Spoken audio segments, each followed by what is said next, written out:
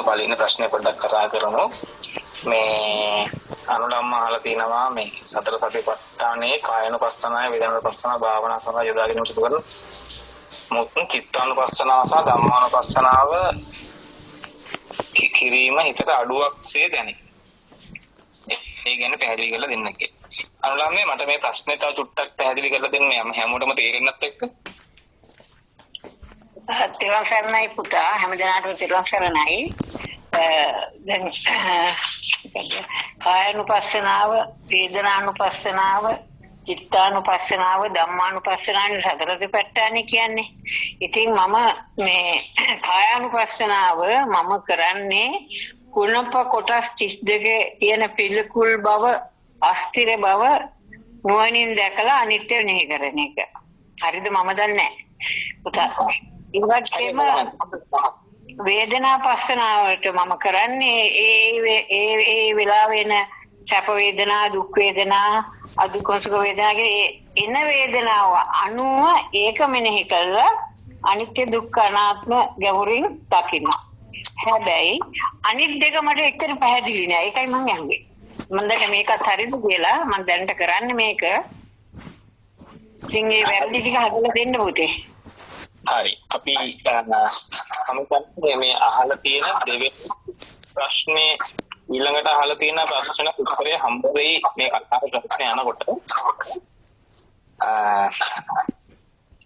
දැන් අපි යමු මහා සතිපට්ඨාන සූත්‍රය. හරිද? මේ ගැන කතා කරමු. අද මහා සතිපට්ඨාන සූත්‍රය ගැන පොඩි විවරණයක් කරගෙන යන්න. එතකොට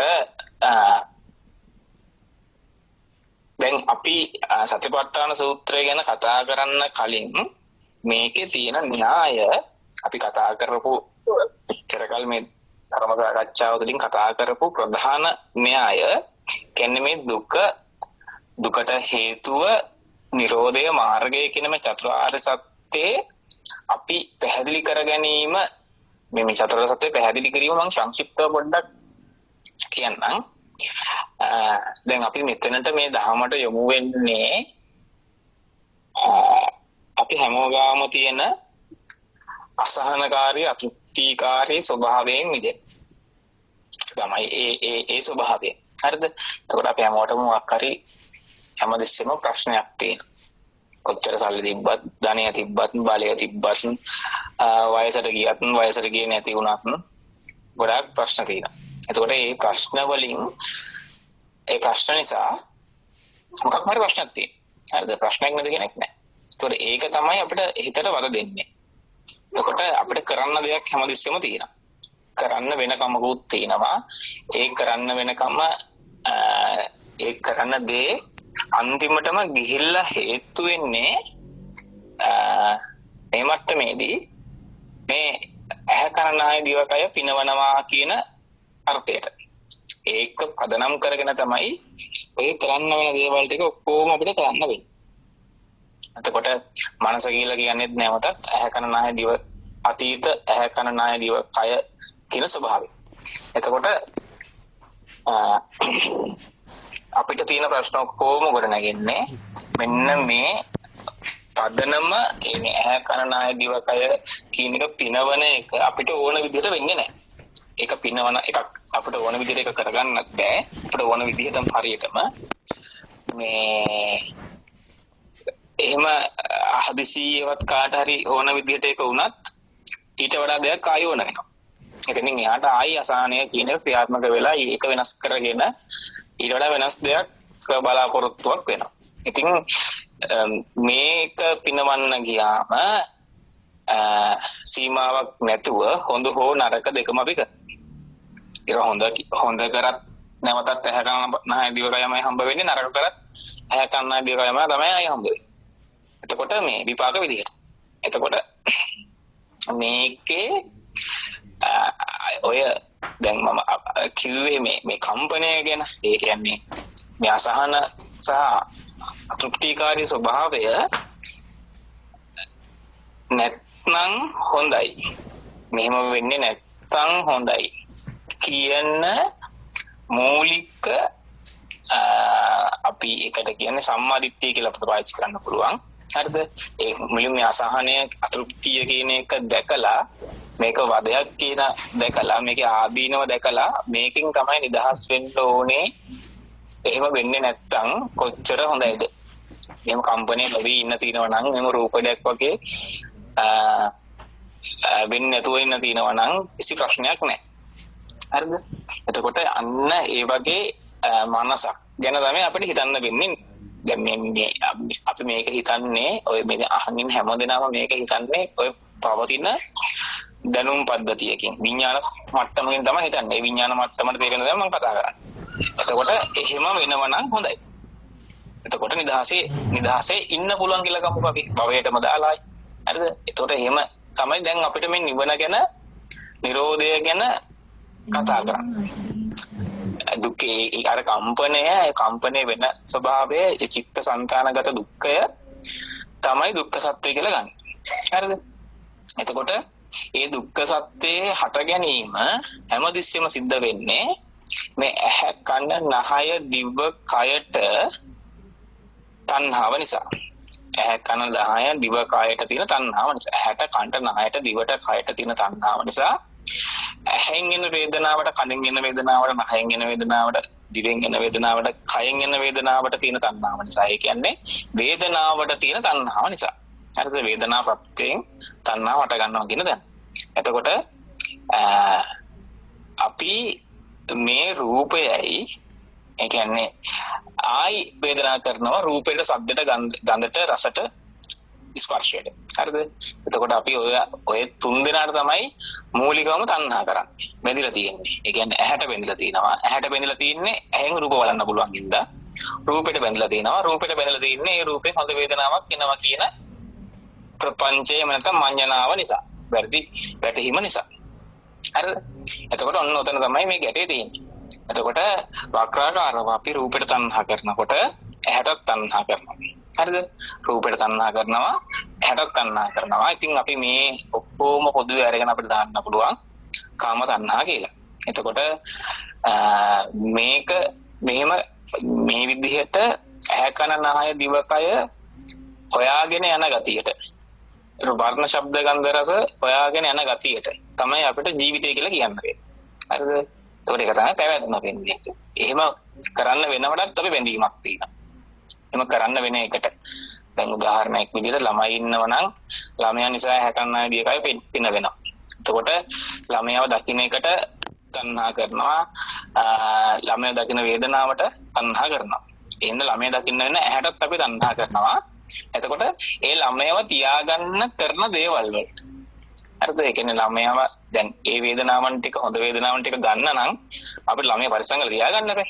අර අපි ගිස්සරේ කතා කර තණ්හාවට අන්තිමට ආරක්ෂා කරගන්න යන්නේ. ඒතකොට මේ ආරක්ෂා කර ගැනීමටත් හරිද? ඒ පෝෂණය කරගන්නවා, ආරක්ෂා කරගන්නවා, යාව ලොකු කරගන්නවා, උගන්වනවා. මෙන්න මේ කරන වැඩේ. මේ කරන කමට. ඔක ළමයි විතරක් නෙමෙයි රස්සාව කියලා දාගන්න, බිරිඳ කියලා දාගන්න, ස්වාමියා කියලා දාගන්න, අම්මා කියලා දාගන්න, තාත්තා කියලා දාගන්න මොකක් හරි කමන්නේ. අර විදිහේ පංචකාමයක් දෙන, ඉන්ධනයක් දෙන දීමම හරිද? ඒකම ආරක්ෂා කර ගැනීමකට අපි බැඳිලා තියෙනවා. හරිද? එතකොට මේ ඒ කරන්න ඒ ඇත්තටම කියනනේ දුක් විඳින කමටත් අපි තණ්හා කරනවා. හරිද? භවයටත් තියෙන තණ්හා. හරිද? කරන කමට. හරිද? වැඩේ කරන කමට. ඊළඟට අපි ආයෙ තණ්හා කරනවා ළමයා නැති කමට. හරිද?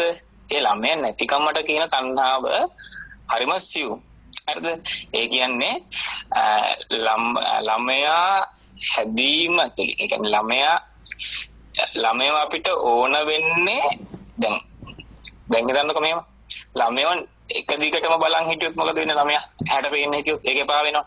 හරිද? ඊට පස්සේ ආයි ළමයා නොදක ඉන්නකොට ළමයා බලන්න වෙනවනේ. නොදක ඉන්නකොට බලන්න වෙනවනේ. හරිද? බලන්න වෙන හින්දානේ ගිහිලා ආයි බලන්න. කෙනාට භවයට යන්න නම් මම විභවයක් තියෙනවා. හිස්කමක් තියෙන්න ඕනේ. ඒ කියන්නේ ළමයාව බලන්න වෙන එකටම ඒ හිස්කමට හරිද? අන්තිමට ගිහලා වෙන නොතනට. හරිද? ඒ භවය කරන්න ඕන වෙන කමට. හරිද? එතකොට භවය කරන එකට අපි තණ්හාවක් තියෙනවා. භවය කරන්න ඕන වෙන කම. ඒක තමයි මම පටන් ගන්නකොටම කිව්වේ. හරිද? කරන්න වෙන කමට අපි තණ්හා කරනවා. හරිද? එතකොට ඒක තමයි විභව තණ්හා. එතකොට මේ සුතවත් පෘථග්ජනයා මේ කියන්නේ මේ ධර්මයේ සද්ධර්මයේ අහන පෘථග්ජනයාට පුළුවන් මේ මෙන්න මෙහෙම දෙයක් කරන්න. ඒ තමයි එයා තීරුම් ගන්නවා අර විභවයේ තියෙන ආදීනව. ළමයා නැති කම්මින් එන දෝමනස්සයට හරිද? ඒ බිඳවීමේ තියෙන ආදීනව. ඒක දැකලා එයා ළමයාගෙන් නිදහස් වෙන්න උත්සාහ කරනවා. හරිද? ළමයාගෙන් නිදහස් වෙන්න උත්සාහ කරනවා. එතකොට ළමයා හෝ බිරිඳ හරි දැකියාව හරි යාළුවෝ හරි විනෝදාංශ හරි යාන වාහන ගෙවල් දොරවල් මේ ඔක්කොම හැදිලා තියෙන විදිහ අපි කතා කරලා තියෙනවා. මම හිතන්නේ ඒක තව දුරටත් විස්තරාත්මකව කතා කරලා මේ කාලනාස්ති කරන්න ඕනේ නැහැ. ඒක කතා කරන්න ඕනේ. ඒක කෙනෙක්ට ගැටලුවක් තියෙනවා නම් අහන්න මම පැහැදිලි කරලා දෙන්න. ගැටලුවක් නැහැ. මම මේ අපි මේ අද මාතෘකාවට යන්නේ. හරිද? එතකොට මේ ඒ හැදෙන තමන් මේ ළමයා අපිට හදලා දෙන්නේ ඇහෙන් කනෙන් නහයෙන් දිවෙන් කයෙන් කියන තේරුම ගන්න. හරිද? ඇහෙන් කනෙන් නහයෙන් දිවෙන් කයෙන් තමයි ළමයව හදලා දෙන්නේ. හැබැයි ඒ හදලා දෙන්නේ හැමතිස්සෙම අතීතයේ නිත්‍ය කරගත්ත නිත්‍ය සංඥාවෙන් ගත්ත ඇහැ කන නහය දිවකය එකතු වෙලා. ඒ ඇහැ කන නහය දිවකය අතීත ඇහැ කන දාය දිවකය එකතු වෙනකොට අපි ඒකට කියනවා මනස කියලා. හරිද? එතකොට අපි මනස කියලා කියන්නේ හැමතිස්සෙම අතීතයේ හටගෙන බිඳිලා ගිය පෙර නොතිබීම හටගෙන ඉතුරු නැතු බිඳිලා ගිය ස්කන්ධාය දිවකය කියන මේ ඇහිම, පෙනීම, ගඳ සුවඳ දැනීම, රස දැනීම, ස්පර්ශ දැනීම කියන. හරිද? මෙන්න මේ අනිත්‍ය ස්වභාවයන් තමයි අපි නිත්‍ය සංඥාවෙන් ඒ කාලේ තිබ්බා කියලා ගන්න. හරිද? ඉස්සරහට තියෙයි කියලා ගන්න. හරිද? එතකොට ඒ කලින් තිබ්බා ඉදිරියට තියෙයි කියලා හිතන එක තමයි අපිට වර්තමාන කියලා ආයි ගන්න වෙන්නේ. ඒතර වර්තමානයේ අපේ මනස කියලා කියන්නේ ඔන්න ඒ වගේ ස්වභාවය. හරිද? එතකොට දැන් මේකේ මායාව මම මෙහෙම කියද්දි තේරෙන්න ඕන. එතකොට දැන් මේ අම්මා අහපු ප්‍රශ්නෙට උත්තරය දෙනකොට අපිට ලොකුම බැඳීම තියෙන්නේ අපේ කයට. හරිද? තමන්ට. ඒකට තමන්ටනේ තියෙන්නේ ලොකුම බැඳීම. හරිද? එතකොට දැන් අපේ කය කියලා ගත්තමත් ආයි අපිට ගන්න වෙන්නේ මේ හැකනහය දිව සහ කය. හරිද? දැන් ඇඟට අපේ තියෙනවා නේද ඇඟ මානසිකව එන ඇඟ. අන්න ඒක තේරුම් ගන්න. අපිට තියෙනවා කයක්, ඒ කයට ඇස් දෙකක් තියෙනවා, නහයක් තියෙනවා, දිවක් තියෙනවා, කන් දෙකක් තියෙනවා නේද? කොහොමනේ තියෙනද නහය? කාය සංඥාව මත නේද අනිත් ඒවා දාලා තියන්නේ අපි. හරිද? කයට තමයි ඇස් දෙක අයිති. දැන් ඇහෙනකම, පේනකම, ගඳ සුවඳ දැනනකම, රස දැනනකම, ස්පර්ශ දැනනකමම තමයි ක්‍රියාවලිය. හරිද? ඒ ක්‍රියාවලියට තමයි දැන් අපිට ඇඟ කියලා ගන්න නම් ගන්න වෙන්නේ. හරිද? මම කියලා ගන්න නම් ගන්න වෙන්නේ. ඇඟ නෙමෙයි මම කියලා ගන්න නම් ගන්න වෙන්නේ එතන. හරිද? එතකොට එතනින් එහාට ගිහිල්ලා දැන් මට ආයි ඇස් දෙකක් තියෙනවා. හරිද? හරිද? ඇහැ කන නහය දිව, ඇහැ කන නහය දිවයි එකතු වුණාම, හරිද? කයයි එකතු වුණාම මම හදා ගන්නවා. හරිද? ඊට පස්සේ ඒ කයට ඒ කයේ දැන් මොකද මෙහෙම තේරුම් ගමක් නේද? මම මේ ළඟදී මේ උදාහරණයක් කෙනෙක්ට පැහැදිලි කරලා දුන්නා. දැන් බුලත් පිටක් ගන්නකො. බුලත් පිටේ මේක මේ ඇත්තටම ප්‍රායෝගික අත්දැකීමක්. ඒ මගේ යාළුවෙක් බුලත් පිටක් අරන් ඇවිල්ලා ඒකේ මේ ගොඩක් කාලයකට කලින් හුණු පැකට් එක තිබ්බේ නැහැ. දැන් මේ මිනිස්සයා දෙස්දවල් දෙනවා කඩේකට මේකේ හුණු පැකට් එක නැහැ කියලා. හරිද? හුණු එක දාලා නැහැ කියලා. මේ එතකොට දැන් ඒක මම යත් එක්ක කතාව අරගෙන ගියා. එතනින් අවබෝධ වෙච්ච දේ මම කියන්නේ දැන් බුලත් පිටක් කියලා කියන්නේ බුලත් පුවක් කුණු දුම්කල සරලව ඔය හතරනේ. තව දේවල් තියෙනවා අපි ඔය හතර ගමු. එතකොට දැන් බුලත් පිට කියන එක ඇදින්නේ ඔය හතර එකතුවට කියන නම තමයි බුලත් පිට කියලා කියන්නේ. ඔය හතර එකතුවට කියන නම තමයි බුලත් පිට කියලා කියන්නේ. හරිද? එතකොට ඔය හතර නැතුව මේ ලෝකේ වෙන බුලත් පිට කියලා වෙනම දෙයක් නැහැ. හරිද? කිසි දෙයක් නැහැ බුලත් පිට කියලා. මේ ස්වභාවික පරිසරයේ කොහෙවත් හොයාගන්න නැහැ බුලත් පිට වල කොහෙවත්. ඔය හතර එකතුවට තමයි බුලත් පිට. ඒතකොට තේරුම් ගන්න ඕන බුලත් පිට කියන්නේ මේ හතර නිසා තියෙන පස්වෙනි එකක්. හරිද? ඒ පස්වෙනි එක හදාගත්ත එකක්. ඒක ප්‍රපංච. හරිද? ඒක ප්‍රපංච. හරිද? ඒක ප්‍රඥාප්තිය. හරිද? ඒතකොට මේ හදාගත්ත එකක් තමයි පස්වෙනි. එතකොට අපි කතා කරන්නේ පස්වෙනි එකේ. හරිද? පස්වෙනි එකෙන් තමයි කතා කරන්නේ. ඒතකොට අර කැදී බුලත් පිටේ කුණු පැකට් එක නැහැ. හරිද? බුලත් පිටේ කුණු පැකට් එක නැහැ. එතකොට අර පස්වෙනි එයාට අඩුපාඩුව ගන්න වෙන්නේ එයාගේ මනසේ තියෙනවා මේ හතරම තියෙන මානසික බුලත් පිට. අන්නතර තේරුම් ගන්නවා. මේ හතරම තියෙන මානසික බුලත් පිට ඒ මානසික බුලත් පිටට සාපේක්ෂව දැන් එයාගේ මේ හතර හම්බ වෙච්ච එකේ හුණු නැහැ. හරිද? එතකොට එයා ඍණ පැත්තක් වෙන එයාට අඩුවක් වෙනවා. ඒ අඩුව එන්නේ මර මානසික බැනීමක් තියෙන බුලත් පිට කියන එක. නිර්මාණයක් තියෙන. හරිද? එතකොට අන්නෝක හොඳට තේරුම් ගන්නවා.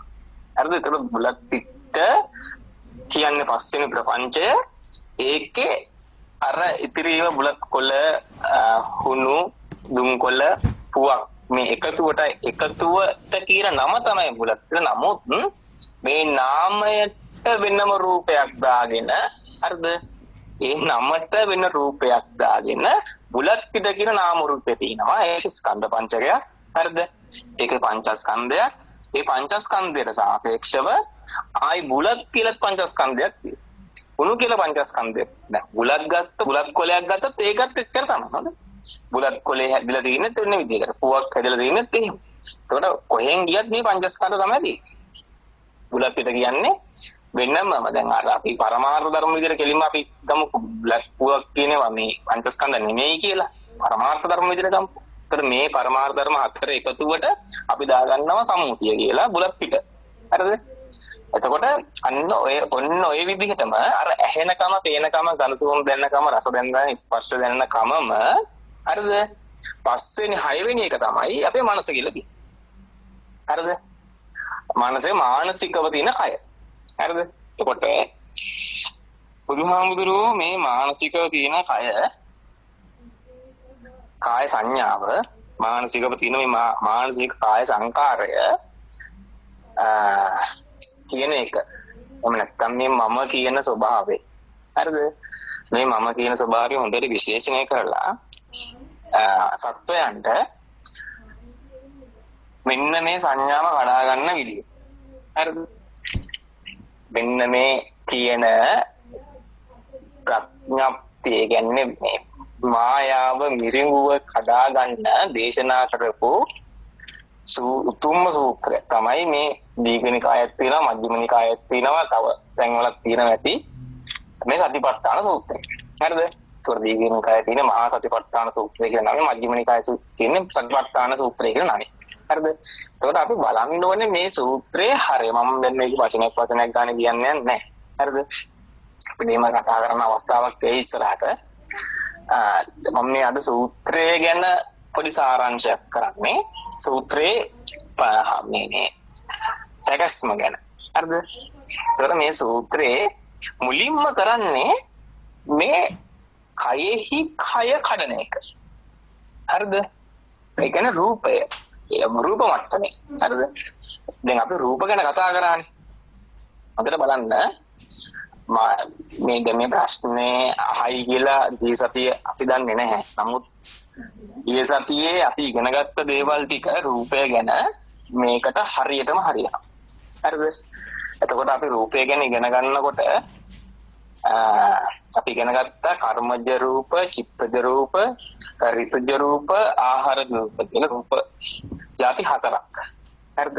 කර්මයෙන් රූප උපදවනවා, චිත්තයෙන් රූප උපදවනවා, ඍතුයෙන් රූප උපදවනවා, ආහාරයෙන් රූප උපදවනවා. හරිද? කොට මේ රූපණ හරිද? මේ සියලු රූපණ හරිද? ඒ රුප්පණයක් විදියට දකින්න නැති වුණාම රුප්පණයක් විදියට දකින්න නැත්නම් රුප්පණයක් කියලා කියන්නේම තියෙන සංඥාවෙන් ගන්න බෑ. අපිට රුප්පණයක් කියන්නේම හටගෙන බිඳීමක්. හරිද? හටගෙන බිඳීමක් විදියට එකඟ නොවුනාම හැමතිස්සෙම නිත්‍ය සංඥාවට බහින. මේක තිබ්බා තියෙනවා කියන දැනට. හරිද? එතකොට දැන් හැමෝම තමන්ගේ ඇඟ දිහා හිතුවොත් තමන්ගේ ඇඟ ඇස් දෙක වහගත්තම ඇඟ තියෙනවා. හරිද? ඇඟ තියෙන්නේ කොහමද? මානසිකව තියෙනවා. අත තියෙනවා, කකුල තියෙනවා, නියපොතු තියෙනවා. දැන් ඔය ඔක්කොම තියෙනනේ මානසිකව. හරිද? කොණ්ඩේ පීලා තියෙන විදිය, ඇඳන් ඉන්න ඇඳුමත් එක්ක. හරිද? මානසික චිත්තයක් තියෙනවනේ හැමෝගෙම. හරිද? එතකොට මම කියන සංඥාව පතිත වෙන මූලිකම තැනක් තමයි ඔන්න ඔය කියන පංචස්කන්ධය. මොකද්ද? තමන්ගේ ඇඟ කියන පංචස්කන්ධය. හරිද? අර බුලත් පිට වගේම හැදිච්ච පංචස්කන්ධය. හරිද? බුලත් පිට වගේම හැදිච්ච පංචස්කන්ධය ඒකට තියෙනවා වර්ණ රූප සතහන. වර්ණ තමන් හැමදෙස්සෙම වර්ණ රූපයකට තමයි මේක ගැට ගහලා තමන් මම කියන එක වර්ණ තමන්ගේ හැඩේ මොකක් හරි චිත්‍රයක් වර්ණයකට අර ඉතිරි වේදනා සංඥා සංකාර විඥාන ටික ස්පර්ශ කරලා අදි වචන සම්පස්යෙන් ස්පර්ශ කරලා ඔන්න ඒකට මොන හරි වෙනකොට තමයි මට සම්පස්ස වෙන්නේ. හරිද? අපි ඔක් කතා කරා. මම මේ කතා කරන වචන තේරෙන්නේ නැත්නම් අනේ ඒ වෙලාවෙම අහන්න ඕනේ. හරිද? එතකොට දැන් මම මේ සූත්‍රය පොඩ්ඩක් ගැඹුරින් විග්‍රහ කරනවා. මේ සකස් සූත්‍රය නෙමෙයි මේ සූත්‍රයේ හරපද. එතකොට දැන් බුදුහාමුදුරුවෝ කරන්නේ මුලින්ම මේ රූපය පිරිසිදු දකින්න යනවා. රූපය පිරිසිදු දකින්න මෙතන මේ සූත්‍රයේ පුරාවටම කියවල නැති කෙනෙක් තියෙනවා නම් මේ සූත්‍රය කියවන්න gedara පිරිත් එහෙම අහනවා නම් සාමාන්‍යයෙන් ඔය පිරිත් එහෙම දානවනේ කේවල් වල. හරිද? ගොඩක් වෙලාවට දාන්නේ මේ 3 සූත්‍රේ විතරයි. මේ අනිත් ඒවා එතනින් එහාට සමහර තැන්වල අහනවා. හරිද? මේ වගේ පිරිතක් අහනවා ගොඩක් අඩුයි කේවල් වල. ඒකට ලොකු වැරදි මතයක් තියෙනවා. දැන් මේක පිරිතක් විදිහටම මුලින්ම ඇද්දේ අපේ පන්සලේ හිටපු නායක හාමුදුරුවනේ කපවත් වුණා. හරිද? එතකම මේක මේක දිගට අහලා තිබ්බේ නැහැ. දැන් 2008 වගේ 7 හරි 8 වගේ හරි වර්ෂයක මේ 2008. එතකොට මේ ඒ අපවත් වුණාම මේ සතිපට්ඨාන සූත්‍රය දානවා එක දිගට.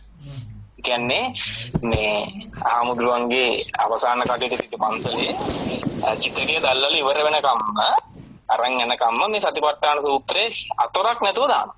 හරිද? එතකොට දැන් ඕක එක දිගටම යනකොට ඉතින් මට මේක සැරෙන් සැරේ හරිද? මේක ඊට පස්සේ තමයි මම මේක ඇත්තටම කියවන්න ගත්තේ. පස්සේ කාලෙක මේ මෙච්චර මේක තියනවා කියලා. මේක පිළිද තියෙනවා. YouTube එකේ තියෙනවා. මේක අහන්න දාලා තියන්න ගෙදර. කිසි ප්‍රශ්නයක් නැහැ. හරිද? කියන්නේ අර මලකේවල් වල කොහොමත් එහෙම දාන්නේ නැහැ. මේක තමයි මේ බුදුදහමේ තියෙන මේ වටිනම කියලා කියන්න බෑ අපිට. මේ සූත්‍ර පිටකේ තියෙන හරි වටින ගැඹුරු සූත්‍ර. හරිද? එතකොට මේ සූත්‍රේ පටන් ගන්න තැනට ගියොත් මේක දෙවෙනි ගාථාවේ හරි ලස්සනට තියෙනවා. ඒකායන අයං වික්කවේ මග්ගෝ සත්තානං විසුද්ධියා ශෝක පරිද්දවානං සමතික්කමාය දුක්ඛ දෝමනස්සං අත්තගමාය ඥානස්ස අධිගමාය නිබ්බානස්ස සච්චකිරියාය යදිදං චත්තාරෝ සතිපට්ඨාන කතමේ චත්තාරෝ ඉද වික්කවේ බික්ඛු කායේ කායानुපස්සේ විහෙරති ආතාපේ සම්පජානෝ සතිමා විනය්‍ය ලෝකේ අභිච දෝමනස්සානං වේදනානුපස්සේ විහෙරති අර විදිහටම චිත්තේ චිත්තානුපස්සේ විහෙරති ධම්මේ ධම්මානුපස්සේ විහෙරති ආතාපි සම්පජානෝ සතිමා විනය්‍ය ලෝකේ අභිච දෝමනස්ස. මේකේ තියෙන වටිනම ස්වභාවය තමයි කායේ කායානුපස්සේ විහෙරති වේදනානුපස්සේ විහෙරති චිත්තේ චිත්තානුපස්සේ විහෙරති ධම්මේ ධම්මානුපස්සේ විහෙරති. දැන් මේකේ එක පැටර්න් එකක් තියෙනවා.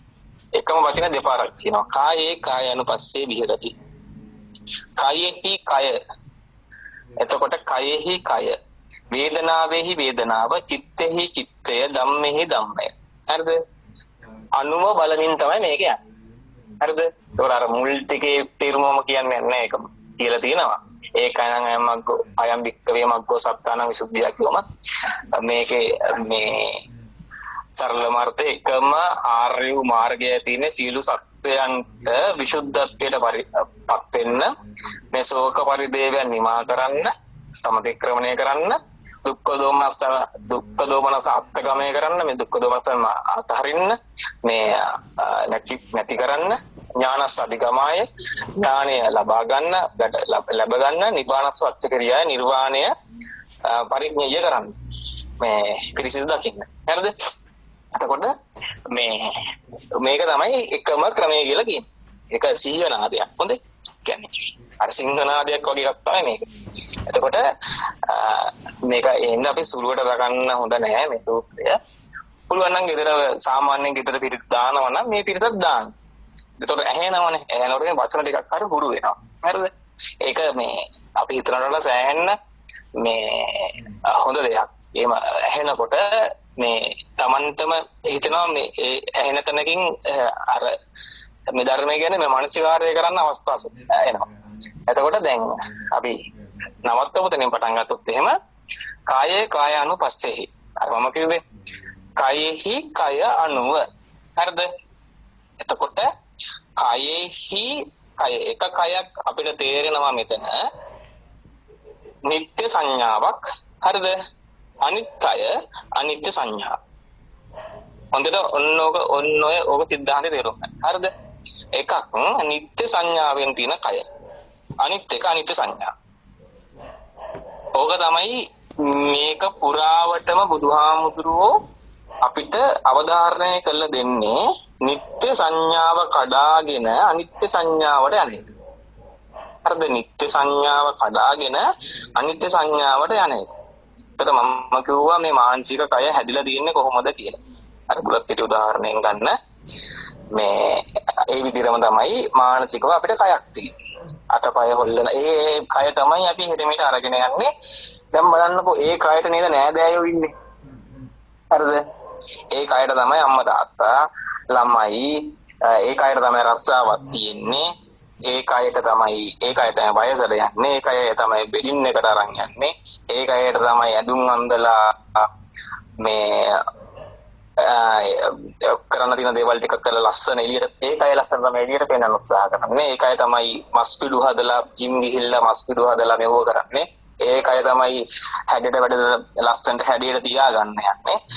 ගොඩාක් ඔක්කොම ජරමර ටික කරන්නේ ওই කයට තමයි අන්තිමට අවමංගල්‍යයට ගියාමත් ඒ කයට සැප දෙන්න තමයි ඔක්කොම විකාර ටික කරන්නේ. හරිද? එතකොට ඒ ගමන තමයි අපි මේ කරගෙන යන්නේ. කයත් එක්ක යන කයේ තියෙන මනෝ විකාර සංඥාව ඉඳ තමයි මේ මුළු දුකෙන් සෑහෙන ප්‍රමාණයක් තියෙන්නේ. හරිද? එතකොට ගොඩාක් වෙලා අපට අසුතවත් පුදච්චනියෝ ඔය කයම මම කියලා හිතාගෙන ඉන්නේ. හරිද? එතකොට ඒ එන්නේ කියන මිත්‍යා සක්කාය දිට්ඨිය. හරිද? කයෙහි මම කියලා ගන්න සක්කාය දිට්ඨිය කඩන්න බුදුහාමුදුරුවෝ පාවිච්චි කරන ක්‍රමය තමයි මේ කායානුපස්සනාව. ඒකට කායානුපස්සනාව ගත්තම කායානුපස්සනාවේ පළවෙනි එක තමයි ආනාපාන සතිය. ආනාපාන සති පබ්බය. හරිද? මේකේ තියෙනවා කොටස් ගොඩක්. අපි කොටස් ටික බලමු. ආනාපාන සතිය කියලා කියන්නේ මේකේ තියෙන වැදගත්ම කියන්නේ මුලටම දාලා තියෙන්නේ මේ මුළු සතිපට්ඨානෙම තියෙන මේ සමීකරණය කියලා ගත්තොත් හරි. හරිද? ඒ සමීකරණයේ ආරම්භය තමයි මේ ආනාපාන සතිය කියලා කියන්නේ. ඒ කියන්නේ දැන් අර කය කියන මේ සම්පූර්ණ කය කියන ලොකු සංඥා ස්කන්ධය, සංකාර ස්කන්ධය, වේදනා ස්කන්ධය, හරිද? රූප ස්කන්ධය, හරිද? කෙටි කරලා ගන්නවා ආශ්වාස ප්‍රාශ්වාස වලට. හරිද? ආශ්වාස ප්‍රාශ්වාස වලට. මොකද අපේ හිත අර තියෙන එකේ විහිදිලා යනවා. එක වෙලාවකට හිතා ගන්නවා දැන් අතින් මොකක් හරි කරද්දී අත මම කරගෙන තමයි කරන්නේ. පයින් කකුලෙන් මොකක් හරි කරද්දී කකුල මම කියලා කරගෙන තමයි කරන්නේ. හරිද? දැන් බලන්නකෝ ඒක හොඳට. හරිද? එතකොට අපි මේ වැඩේ කර මානසිකාර්ය කරන මේ අවස්ථාවේදී ඒ හරි මොකක් හරි එතන මම කියන සංඥාව තීනවා කියන සංඥාවත් එක්ක එතන ඒක මුල් කරගෙන තමයි යන්නේ. ඇහැරි දෙද්දී ඔළුවරි දෙද්දී බලන්නකෝ. ඔක්කොම වේදනා ටික ඔළුවටමයි. ඔළුවරි දෙද්දී. හරිද? ඔළුව මම කරගෙන තමයි. හරිද? ඒ ඔක්කොම මානසිකයි. මනෝ. හරිද? මනෝ සංචේතන. ඒ හැම එකක්. එතකොට මේ කියන විදිහට මෙන්න මේ කාය සංඥාව කඩන්නේ අර මේ සිතේම තියෙන අර ලක්ෂණය පාවිච්චි කරලා මොකද කරන්නේ? ආශ්වාස ප්‍රාශ්වාස වලට තිබ්බට පස්සේ එතකොට එයාට මම ඉන්නවා මේක ආරම්භ කරනකොට එයාගේ නාය තියෙනවා, එළියේ වාතය තියෙනවා, ඇතුලේ පෙනහළු තියෙනවා. දැන් මොකද කරන්නේ? මේ පෙනහළු වලින් මගේ පෙනහළු වලින් එළියේ තියෙන වාතය ආශ්වාස කරනවා ප්‍රාශ්වාස කරනවා. හරිද? එතකොට දැන් ඔතනත් නාම රූප ගාමේ තියෙන්නේ. හරිද? අර මේක ඇවිල්ලා ඌරගේ මාළු ඌරගේම ඇඟිය තියලා කපනවා වගේ වැඩක් තමයි කරන්නේ. එතකොට ටිකක් මේක කරගෙන යනකොට දැන් විඥානයේම ස්වභාවයක් තියෙනවා. මෙයා අවධානය ඒකාග්‍රතාවයේ එනකොට ඒකට ඇකිලෙනවා. හරිද? ඒක මත ඇකිලෙනවා. ඒ විඥානය ඇකිලෙනකොට ප්‍රකට වීමක් වෙනවා අවබෝධයි. ඒක නිකන් හරියට මෙන්න මේ වගේ දෙයක්. දැන් ලොකු සංකීර්ණ උපකරණයක් තියෙනවා කියලා ගන්නකො. ඒ සංකීර්ණ උපකරණයේ මොකක් හරි කොටසක් අපි හිතමු වාහනයක බ්‍රේක් වදින එක කියලා. හරිද? බ්‍රේක් වදින එක ගැන අපි හිතනකොට වාහනයේ කියන සම්පූර්ණ එක පටු කරලා බ්‍රේක් වලට ගිහිල්ලා අන්න පටු කරනවා. හරිද? බ්‍රේක් වලට ගිහලා බ්‍රේක් ගැන හිතද්දී ඒක ප්‍රකට වෙනවා. ඒ කියන්නේ විහිදිලා වෙනවා. හරිද? පද්ධතිය විහිදිලා වෙනවා අපිට. බ්‍රේක් ටික වදින්නේ කොහොමද? එතකොට අන්නේ ප්‍රකට වීමට තමයි ප්‍රඥාව කියලා කියන්නේ. හරිද? පැහැදිලිද? එතකොට ඔය ප්‍රඥාවති ප්‍රකට වීමට යන්න නම් අතනට ඒකාග්‍රතාවයක් තියෙනවා. ඒ කියන්නේ ඒ පද්ධතියට අපි මේ අවධානය යොමු කරගෙන ફોකස් කියලා. හරිද? එතකොට මේ නැවත අවධානය යොමු කරන එකට අපි කියනවා සතිය කියලා. අවධානය එකම මට්ටමකට කියනවා අපි සමාධිය කියලා කියනවා. නැවත අවධානය යොමු කරන එකට අපි සතිය කියලා කියනවා. අවධානය වෙනස් වෙනකොට ඒ පැත්තට ගන්න එකට නැවත ගන්න එකට සතියත් එක්ක බැඳිලා ඉන්නවා ආතාපි. ඒ කියන්නේ වෙනයිකම. වීර්ය. ආතාපි සම්පජාන කියලා කියන්නේ ප්‍රඥාව, සතිමා කියලා කියන්නේ සතිය. හරිද? එතකොට මේ ආතාපි සම්පජාන සතිමා කියන එන්න මේ ධර්මතා තුන තමයි වැඩි කරන්නේ. සමාවෙන පුතේ මේ ඒ ටික ආයෙ චුට්ටක් කියන්නකෝ. එකම මට්ටමක තියෙනකොට සතිය කිව්වනේ නේද? නේ අවධානය එක දිගටම තියෙනකොට මේ අපි එකට කියනවා. හරිද? එකම මට්ටමකට අවධානය තියාගෙන ඒකාග්‍රතාවය කියනවා. ඒකට අපි සමාධිය කියනවා. හරිද? ඒකාග්‍රතාවයේ වෙනස් වෙනකොට ඒ ඒකාග්‍රතාවයට එතනට ඇයි විඥානය ඒකාග්‍රතාවය වෙනස් වෙනවා කියන වෙන විඥානයක් යනවා කියන්නේ. හරිද? වෙන විඥානයක් ගන්න. හරිද? එතකොට බ්‍රේක් හරිද? ඒ වගේ එතකොට ආයෙත් ඒක කියන්නේ උදන්න ගන්න එකට තමයි බ්‍රේක් එක පැත්තට ගන්න එකට දෙන්නෙක් වැඩ කරනවා. තමයි සතියයි දීර්ඝයි. එහෙනද? මේ සතියයි දීර්ඝයි එතකොට එන මට්ටම තමයි සතිය කියලා ඒකාග්‍රතාවය කියලා කියන්නේ. හරිද? ඒකාග්‍රතාවය හම්බෙට පිමත් වෙනකොට නැවත දීර්ඝය වඩන්න ඕන අවස්ථාවේ හරිද? නැවත එක කරන්න ඕනේ සතිය කියලා කියන්නේ සිහි බුද්ධිය මේ සිහි බුද්ධියෙන් හරි ඒ කියන්නේ බුද්ධිය කියන්නේ ආයි නැවත කිප්පත් කියන ප්‍රඥාව. හරි? ඒකෝ දැන් බ්‍රේක් පන්ති කියන්නේ එතකොට ඒක ප්‍රකට වෙනවා. ඒ ප්‍රකට වෙනවා අපි කියනවා මොකද? ශ්‍රද්ධා.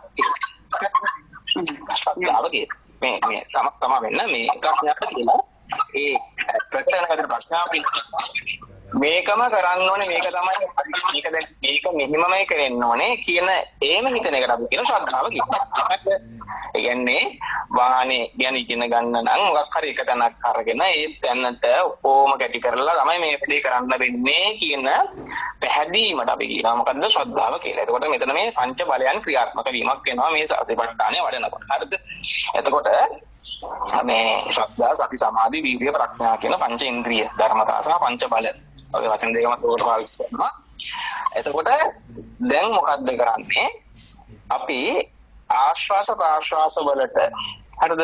ආශ්වාස ප්‍රාශ්වාස වල යොමු කරාට පස්සේ ආශ්වාස කියලා කියන්නේ නාම රූපයක්. දැන් මේ වැඩේ කරනකොට හොඳට මතක තියාගන්න. මෙයා ශ්‍රුතවත් කෙනෙක්. හරිද? අශ්‍රුතවත් කෙනාට වැඩේ කරන්න මේ ආනාපාන සති මේ කායන මේ සතර සතිපට්ඨානය කරන්න එයා තුල තියෙන්න ඕනේ යම් කිසි අවබෝධයක්. හරිද? අවබෝධයක් තියෙන්න ඕනේ. ප්‍රඥාව මට්ටම ප්‍රකට කිරීමේ හැකියාවක් තියෙනවා. එහෙම නැති කෙනාට මේක කරන්න බෑ. ඒක බුදුහාමුදුරුවෝ දේශනා කරලා තියෙනවා. මේ ආනාපාන සතිය මම දේශනා කරන්නේ ප්‍රඥාවන්තයින්ටයි. ඇත්තටම කියනවා නම් මේ නිර්වාණ මාර්ගයම දේශනා කරන්නේ ප්‍රඥාවන්තයින්ටයි. හරිද? ප්‍රඥාව නැති කෙනාට මේක තේරෙන්නේ නැහැ. මේක තේරුම් ගන්නත් බෑ. හරිද? එතකොට මේක මේ ධර්මතාවය තේරෙන්න ඕනේ. එතකොට මෙයා මේක අවබෝධ දැන් අපිට තේරෙනවා නම් මේ සතිපට්ඨාන ඕනේ නැහැ කියලා කෙනෙක් කියන්න පුළුවන්. මම තේරෙනවා කියලා කියන්නේ අර ධර්ම ශ්‍රවණයක වෙලා ඉන්නවනේ. ඒ කියන්නේ කල්යාණ මිත්‍රෙක් හම්බෙලා මේ ධර්මයේ තියෙන මූලික හරයන් ටික දැනගෙන ඉන්නවා. ඒක අත්‍යවශ්‍යයි. හරිද? ඒ හරයන් ටික දැනගත්ත කෙනාට තමයි මේක කරන්න පුළුවන්. අනේ ඒ අදහසයි මම කිව්වේ. එතකොට තම ආශ්වාස ප්‍රාශ්වාස කියන එක ගත්තට පස්සේ ආශ්වාස ප්‍රාශ්වාස කියලා කියන්නේ නැවත ආශ්වාස කිව්වත් නාම රූප කියලා දැනගන්න ඕනේ. ප්‍රාශ්වාස කිව්වත් නාම රූපය කියන එක දැනගෙන එයා දැන් අහලා තිනවා කලින්. දැන් නාම රූප ක්‍රියාත්මක ස්කන්ධ පංචකේ ක්‍රියාත්මක වෙන්නේ කොහොමද? ඒක අහලා තිනවා. හරිද? අන්න ඒ වෙලාවේ අහපු එක ප්‍රායෝගිකව කරන එක තමයි මේ. හරිද? එතකොට එයාට කය අර නිත්‍ය සංඥාවෙන් තියෙන කය කැඩෙනවා. හරිද? කැඩිලා ටික මේක අනිත්‍ය සංඥාව පැත්තට යනවා. නිත්‍ය සංඥාවෙන් අනිත්‍ය සංඥාව පැත්තට යනවා. එතකොට මේක බිඳගෙන යන මොනවද බිඳගෙන යන්නේ? එයාට නහය කියන එක යාට බිඳෙනවා. හරිද? ආශ්වාස කියන එක බිඳෙනවා. ප්‍රාශ්වාස කියන එක බිඳෙනවා. හරිද? ඔක්කොම බිඳලා මෙයාට අන්තිමටම හම්බ වෙන්නේ රූපයක් හට ගැනීම බිඳීම. හරිද? එතකොට මෙයාට හුස්ම රැල්ල වදිනකොට එයාට තේරෙන්නේ මොකද්ද? රූපයක්, ඒ කියන්නේ පඨවි ආපෝ තේජෝ වායෝ. අපි පඨවි හෝ තේජෝ හෝ වායෝ හෝ ස්වභාවය හටගෙන බිඳීමක්. එච්චරයි. හරිද? එළියට එනකොට එයා දාගත්ත නමක් තමයි එළියට යනකොට ප්‍රාශ්වාස කියලා, ඇතුළට එනකොට ආශ්වාස කියලා. එතකොට වැඩි වෙලාවක් යනකොට එයා දාගත්ත නම තමයි දිග හුස්මක් කියලා, අඩු වෙලාවක් යනකොට දාගන්න නම තමයි කෙටි හුස්මක් කියලා. හරිද? එතකොට මෙයාට මේ අජ්ජ කියලා ගන්න මේ එයා අජ්ජ කියලා ගන්න වෙලාවේ නහයෙන් ඇතුළට එක, එළිය කියලා ගන්නේ නහයෙන් එළියට. හරිද? අජ්ජ. හරිද?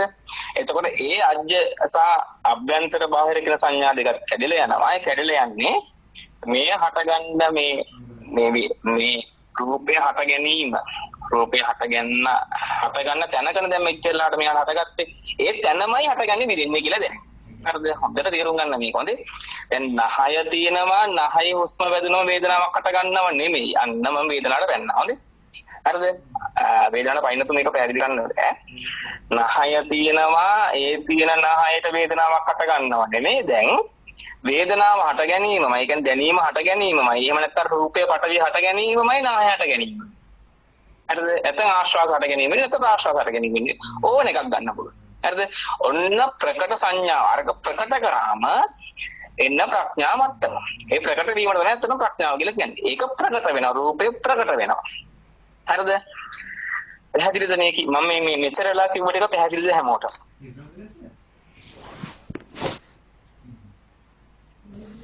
පැහැදිලි වුණා. පැහැදිලි. ආර ප්‍රශ්නයක් තියෙනවා නම්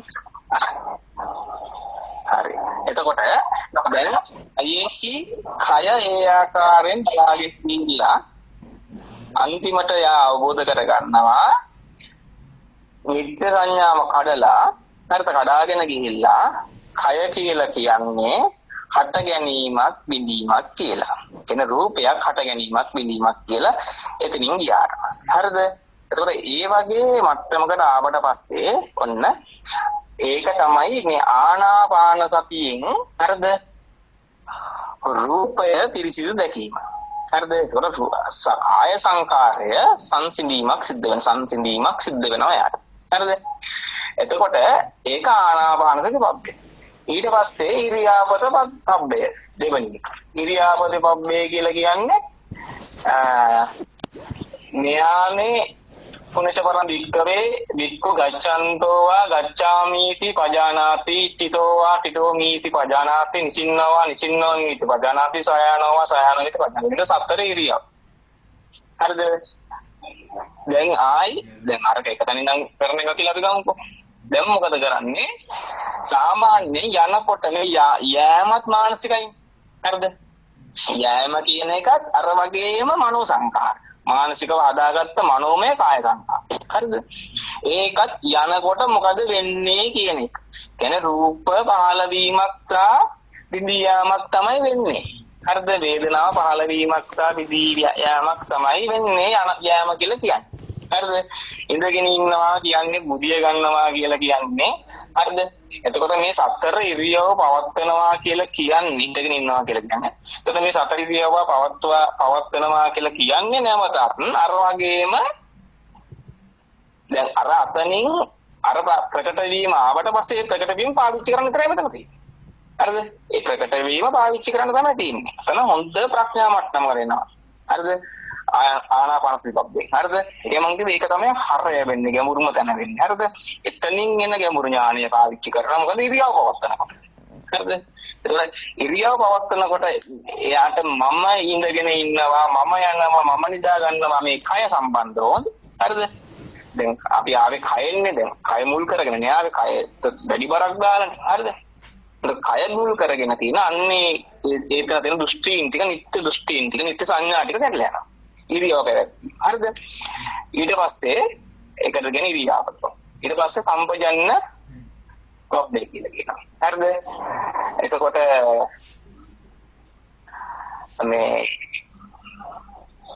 මේක හතරක් තියෙනවා. හරිද?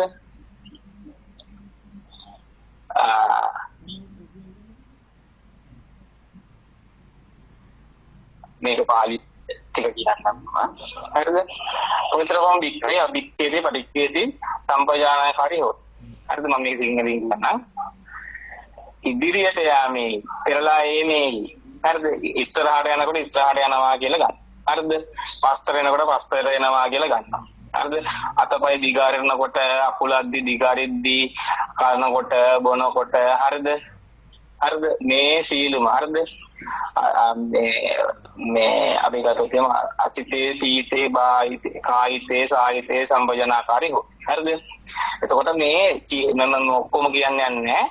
මේ අර ඉරියව්ව කියන එක ඉරියව්වක්. මම හිටගෙන ඉන්නවා. මම ඉඳගෙන ඉන්නවා. ඊටට මේක වෙනස්. හරිද? මේක යනවා ඉස්සරහට යනවා පස්සට යනවා අරේ බලනවා මෙහෙ බලනවා. හරිද? ඔන්න ඔය විදිහට ඒ තැන් වල තියෙන අර මනෝමය කාය කඩනවා. හරිද? මේ මනෝමය ක්‍රියාව යනවා කියන එක මනෝමය ක්‍රියාවක්. හරිද? දැන් ඉස්සරහට යනකොට බලන්න පයින් ඇවිදලා යනකොට පයින් ඇවිදීමක් මනෝමය තියෙනවා. ඒ මනෝමය තියෙන ඇවිදීම කැඩෙනවා.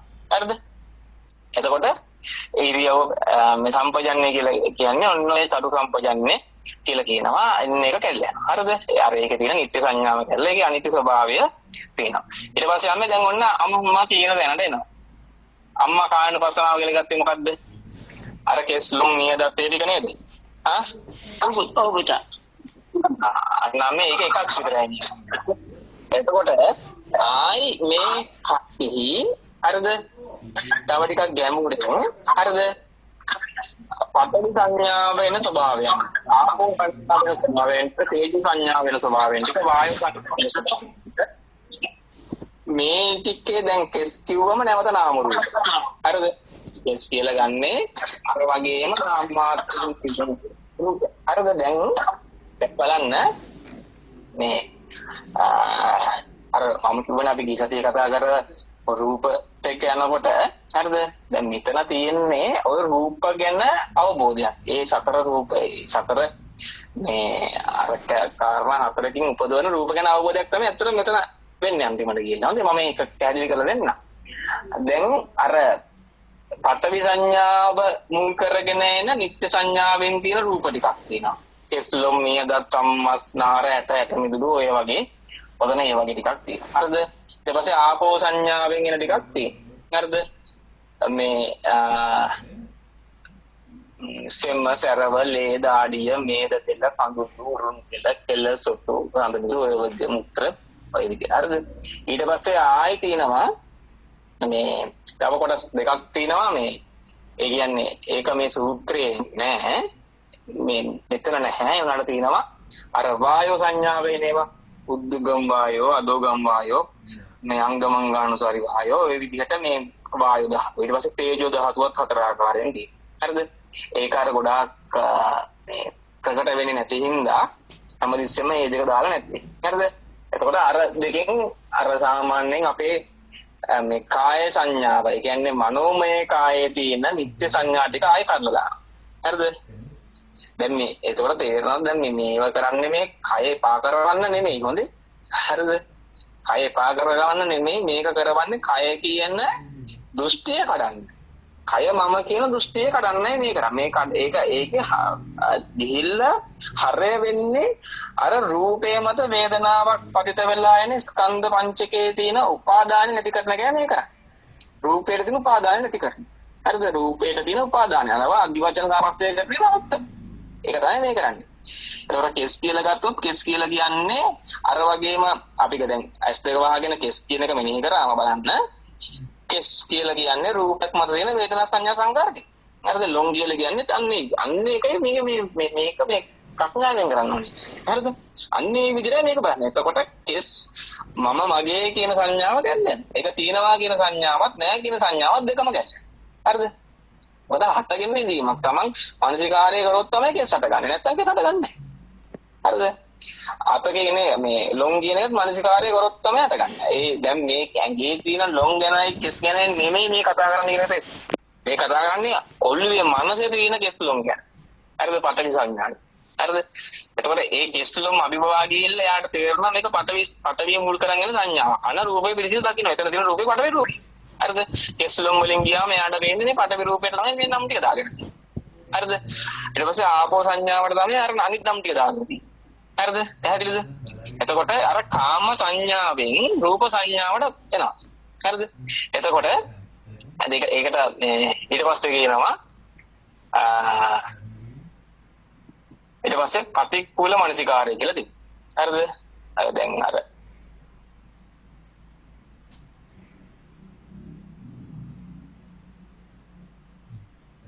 මේ ඒ ටිකට කියනවා අපි පටික්කුල සංඥා. ඒ දැන් අපි කරපේ කිව්ව ටික. හරිද? ඊට පස්සේ මේවා ධාතු මනසිකාරය. හරිද? ධාතු විදිහට මේක ආයි අර විදිහේ නාම රූප වලින් මනෝමය සංඥාවක් කියන හැබීමක් තියෙනවා. හරිද? එතකොට අර දැන් අර පටික්කුල එකෙන් කරපේකේ ඊළඟ ඒක මම දැන් පැහැදිලි කරා අර ධාතු සතරමා ධාතුව විදිහට මේක දකින්න. හරිද?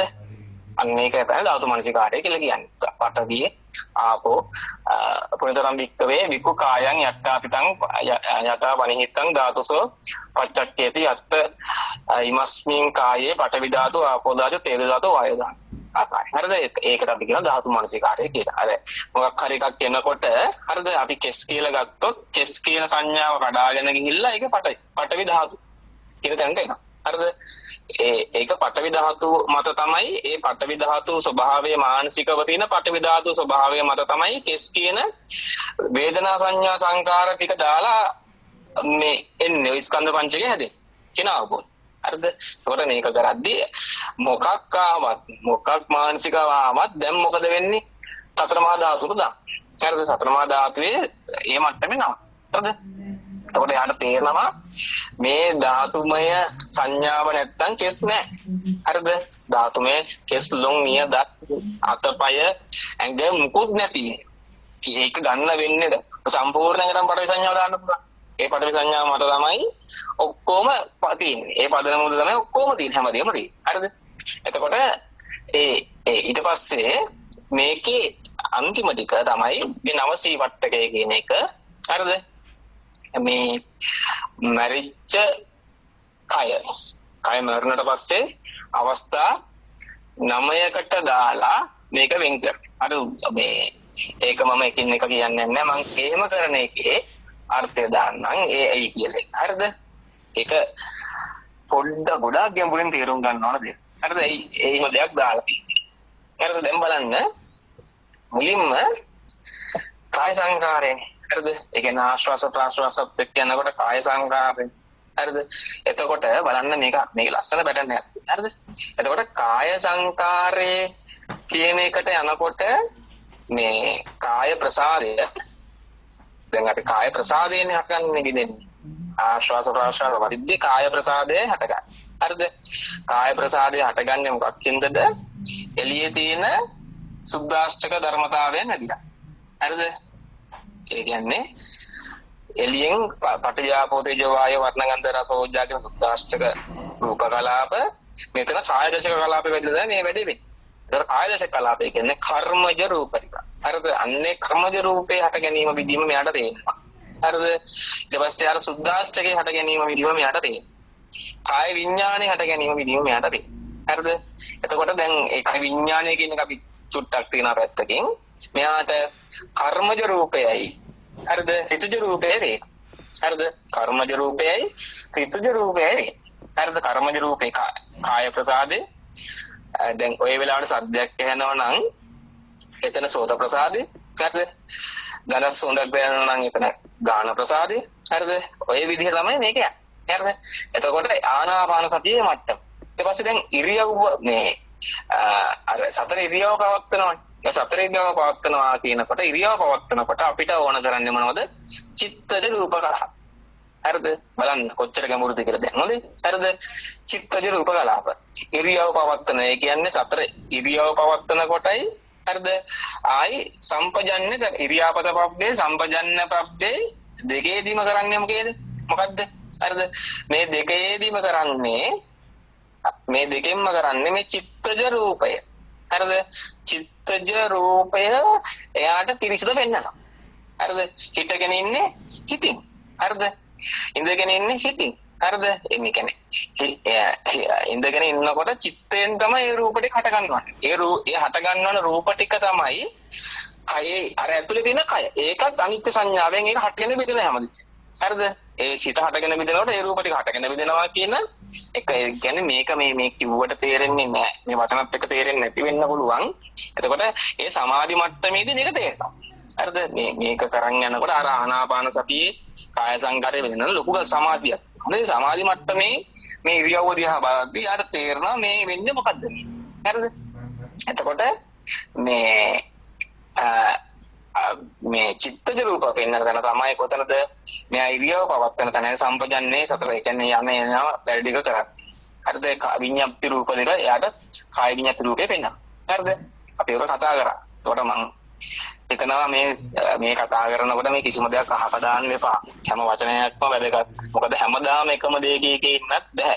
සාර තේරුම් ගන්න. දැන් ඇත්තටම මේකත් එක්ක මේ සතිපට්ඨාන සූත්‍රයේ පැහැදිලි කරන්න අර රූප කලාපවල අවබෝධය ඒ දන්නමත් ඒක තේරෙන කෙනාට මේක ගොඩාක් තේරෙනවා. හොඳේ.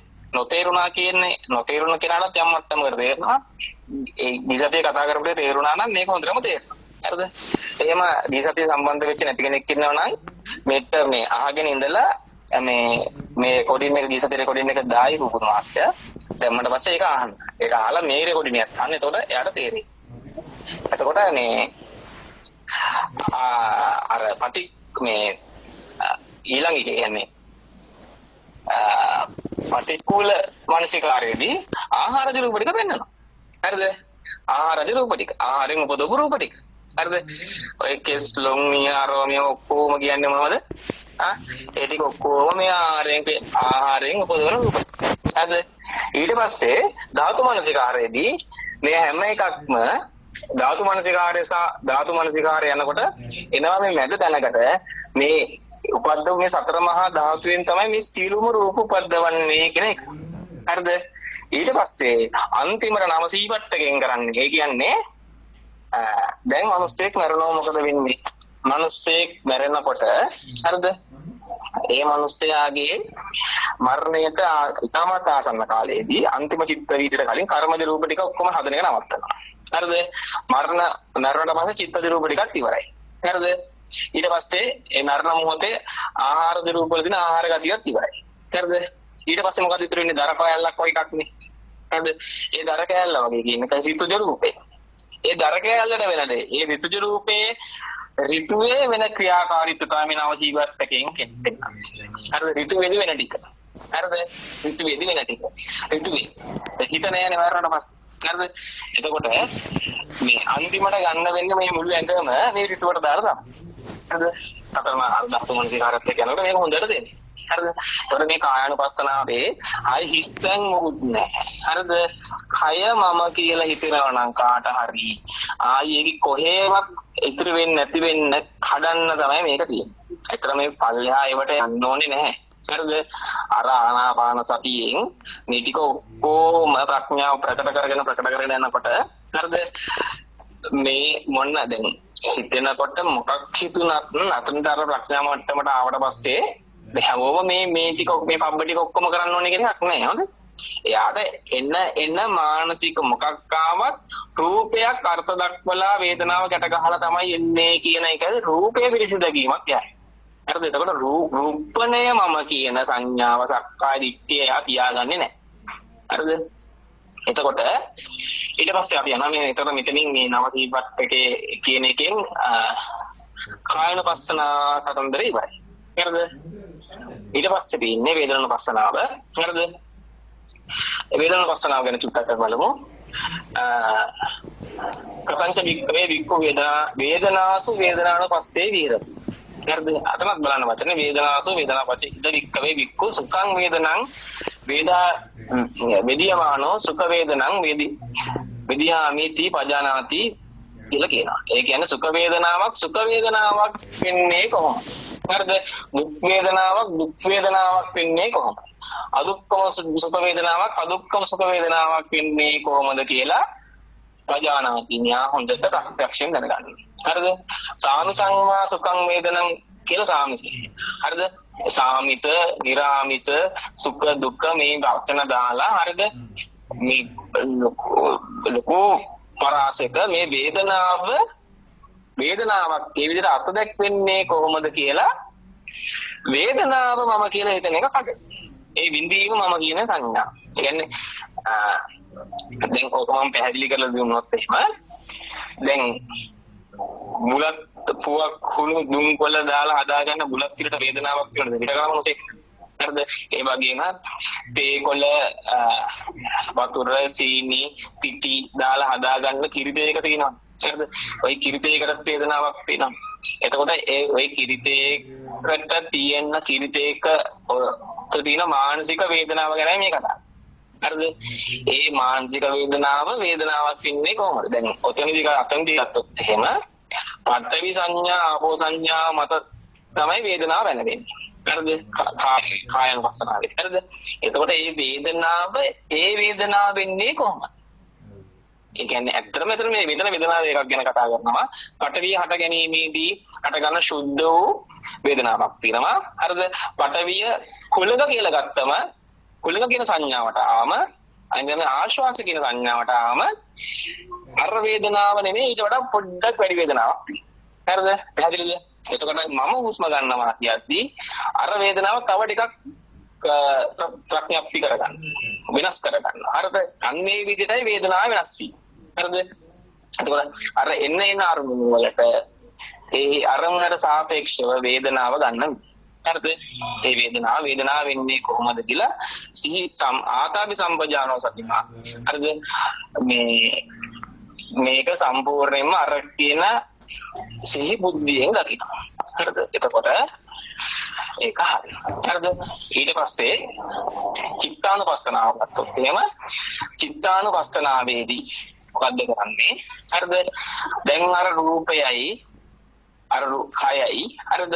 වේදනාවයි එකතු වීම නිසා මේ එන ස්වභාවයක් තියෙනවා. දැන් අර විඳින ස්වභාවයක් දැන් විඥාන මට්ටමක් තියෙනවා. හරිද? විඳීමක් තියෙන තැනක් තියෙනවානේ. කියන්නේ දැනගෙන වෙන් කරගෙන විඳින ස්වභාවයක් තියෙනවා. හරිද? ඒතකොට දෙයක් වෙන් කරගත්තට පස්සේ අර නිත්‍ය සංඥාවට නිත්‍ය වේදනාව ගැට ගැහුණාට පස්සේ දෙයක් හැදෙනවා. හරිද? ඒ දේ මත සිතේ ස්වභාවය වෙනස් වෙනවා. කොහොමද වෙනස් වෙන්නේ? ඉද වික්කවේ වික්කු තරාගං වා චිත්තං සරාගං චිත්තං දීපජානාති. දැන් යාට තේරෙනවා සරාගී චිත්තයක් උනේ කොහොමද කියලා. හරිද? විතරං චිත්තං විතරාගං චිත්තං පජානාති. රාගේ නැති චිත්තයක් වෙන්නේ විදිහට වෙනවා. ඒ ඇත්තම කියනවා නම් රාගයේ සහිත සිතක් උනේ කොහොමද කියන අවබෝධය යනකොටම එතන තියෙන්නේ මොකද්ද? රාගේ රහිත නිසා. සිත. හරිද? එතකොට එයාට එතනම තේරෙනවා රාගේ නැති සිත වැඩ කරන්නේ කොහොමද කියලා. ඒ කියන්නේ සරාගී චිත්තේ සරාගී කියලා එයා ගන්නකොටම එයාට දැන් සරාගී චිත්තේ සරාගී කියලා ගන්න වෙන්නේ කොහොමද? දැන් තමන්ගේ ඇඟේ රාගයක් තියෙනවා. රාගයක් කියලා කියන්නේ ලෝභයක්, ඇලීමක් කියලා ගන්නවා. හරිද? එතකොට දැන් ඇඟ කියන සංඥාව ගැන එයාට ආවොත් එහෙම හරිද? ඇඟ කියන සංඥාව දැන් රාග හිතක් කියන්නේ කෙලින්ම දැන් හිතක් නෙන්නේ. ඇඟ කියලා හැදිච්ච ගමන් ඔන්න සිත මට්ටමක් විඥාන මට්ටමක්. හරිද? ඒතර මේ විඥාන මට්ටම ලෝභ සිතක්. මේ ලෝභ සිතක් නෙදින්. ඒතර ලෝභ සිතක් උනේ කොහොමද කියලා එයාට බලන්න ගියාම එයාට ආය අර රූපය පිරිසිදු දකින්න දැනට නිකන් කායන පස්සනාවෙන් යන්න වෙනවා. ඒතර ඒකෙන් එන වේදනාවක් කරගත්ත හින්දා ඒ හදාගත්ත වේදනාව අර නිත්‍ය සංඥාවෙන් තියෙන රූපේ ගැට ගහමින් හින්දායි මේ විඥානය මෙහෙම වුනේ. හරිද? එතකොට සරාගී චිත්තේ අන්න බලන්න චිත්තානුපස්සනාව. හරිද? චිත්තානුපස්සනාව. එතකොට දේශිතක් උනේ කොහොමද? මොහොසිතක් වෙන්නේ කොහොමද? හරිද? මේකේ ගොඩාක් සිද්ධාත් තියෙනවා. හරිද? එතකොට මේ සිත්තික ඒ සිත් වෙන්නේ කොහොමද කියලා පැහැදිලි කරනවා මේ චිත්තානුපස්සනාව. හරිද? එතකොට මෙයාට දැන් නාම රූපේ පිරිසිදුක දැන් මේ නාමයේ පිරිසිදුක නෑ. හරිද? එතකොට ධම්මානුපස්සනාව. දැන් මේ අම්මා අපින්දනම් මේ ටික කියන්නේ මේ ටික මොකද කරන්නේ? හරිද? එතකොට ධම්මානුපස්සනාවට යනකොට ධම්මානුපස්සනාවේදී මුලින්ම කඩනවා නීවරණ ටික. ඒ කියන්නේ කාමච්ඡන්ද, ව්‍යාපාද, උද්ධච්ච කුච්ච, තීන මිද්ද, විචිකිච්ඡා කියන මේ පංච නීවරණ. හරිද? දැන් අර රාගී චිත්තය තියෙනකම් මෙයාට මොකද්ද වෙන්නේ? කාමච්ඡන්දය තියෙනවා. ඒක රාගී චිත්තය තියෙන වෙලාවේ කාමච්ඡන්දය තියෙනවා. හරිද? මේ ද්වේෂ චිත්තය තියෙන වෙලාවේ ව්‍යාපාදය තියෙනවා. හරිද? පැහැදිලිද? මොහ චිත්තය තියෙන වෙලාවේ උද්ධච්ච කුච්ච විචිකිච්ඡා තීන මිද්ද පරාමාස තියෙනවා කියන මෙන්න මේ විදිහට නීවරණ හට ගැනීම. හරිද? අර නාම රූපේ නොපිරිසිදු අවස්ථාවේ පිරිසිදු නැති අවස්ථාවේ රූපේ පිරිසිදු නැත්තම් හරිද? කායනුපස්සනාවෙන් අතන පිරිසිදු නැත්තම් තමයි මේ වැඩේ වෙන්නේ. එතන සතියේ හිටියේ නැත්තම් සමාධිය නැති වුණොත් මොකද වෙන්නේ? හිත හෙට මෙහෙට ගියොත් ඒ හිතෙන්නේ හැමතිස්සෙම අතීත රූප ශබ්ද ගන්ධ අතීත හැක් කනක් නායක් දිවක් හැක් ගැන. අන්න එතකොට මොකද වෙන්නේ? මෙන්න මේ කියන ආවරණ ධර්මතා අවිස්සනවා. හරිද? එතකොට ඒකේ අරක ප්‍රකට කරගෙන බලද්දි මොකද වෙන්නේ? මෙන්න මේ ආවරණ ධර්මතා ටික, ඒ කියන්නේ නීවරණ ධර්මතා ටික යටපත් වෙනවා. ඒක නීවරණ ධර්මතාවය අඳුර ගන්න එකට අපි කියන්නේ ධම්මානුපස්සනාව. මේක උද්දච්චය. හරිද? මේක ව්‍යාපාදේ. හරිද? මේක කාමච්ඡන්දය. අන්න ඒ විදිහට මේ ධර්මතා දක්වනවා. හරිද? ධම්මානුපස්සනාවයි මුලින්ම දකින්නේ එයා යටපත් කරගත්ත ධර්මතා ටික, යටපත් කරන ධර්මතා ටික දකිනවා. ඊට පස්සේ මෙයා දකිනවා ස්කන්ධ පංචකය. හරිද? රූප ස්කන්ධය, වේදනා ස්කන්ධය, සංඥා ස්කන්ධය, සංකාර ස්කන්ධය ආදී වශයෙන්. හරිද? පංච ස්කන්ධය. හරිද? එතකොට ඒකට කියන අපි කන්ද පබ්බය. අරකට කියන්නේ නීවරණ පබ්බය. ධම්මානුපස්සනාවේ අංග ටික මම මේ කියන්නේ. ඊට පස්සේ කන්ද පබ්බය. ඊට පස්සේ මම මේ ටික ඉක්මනට කියන් යනවා ආයතන පබ්බය. ඒ කියන්නේ අභ්‍යන්තර ආයතන. අපි මේ ආයතන ගැන කතා කරලා දිනවා ආයතන වල ගැන. හරිද? අභ්‍යන්තර ආයතන හැදෙන්නේ කොහොමද? බාහිර ආයතන හැදෙන්නේ කොහොමද කියලා මෙයා සම්මර්ෂණය කරනවා. හරිද? ඒක ආයතන පබ්බය. හරිද? ඊට පස්සේ දැන් මම කියලා තිනවා සරලව මෙතන ගොඩාක් දෙනට මාතෘක පෞද්ගලිකව කතා කරද්දී අපි මොකක් හරි දෙයක් කම්පැනියක් මොකක් හරි ආවම ඒ කම්පැනියෙන් ඉක්මනටම නිදෙන්න තියෙන විදිහ තමයි තුන්වෙනි තැනට යන්න ඕනේ කියන්නේ. හරිද?